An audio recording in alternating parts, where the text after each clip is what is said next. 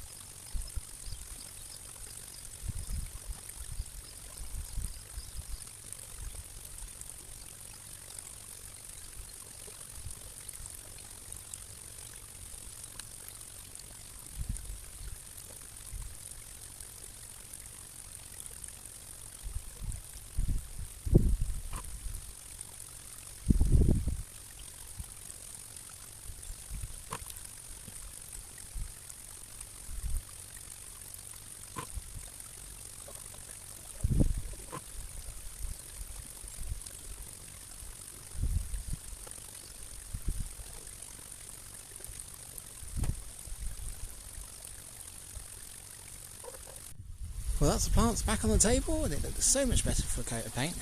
Now, I've actually been looking through and I found an old photograph from 2012 when these tables were quite new. So the tables themselves have actually lasted quite well.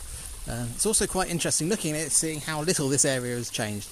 But by giving those tables a coat of paint, it's really livened this up, so that's looking better. Now, obviously, I do want to give them a second coat if I can, but at the moment I'm going to carry on trying to give things a first coat of paint. So things like this trellis over here, it's looking really quite shabby, so it would be great if I give that a coat of paint. It would really liven it up. But obviously, if you've ever painted trellis, you'll know it is incredibly slow and you always miss bits, so I probably won't record that. If I get it finished before this video comes out, I will put an after shot at the end of this, but for now I'm going to end this video here. I hope you enjoyed it. Obviously I'd rather be out on the grounds properly, but at least I'm doing grounds work in the shop as well, so I hope you left it a like. I shall see you later. Well, it's 2 months later. I managed to get the archway on one side of the trellis painted. Unfortunately it's got a bit too busy in the shop now to carry on with the painting, so hopefully I can pick this up again in the autumn.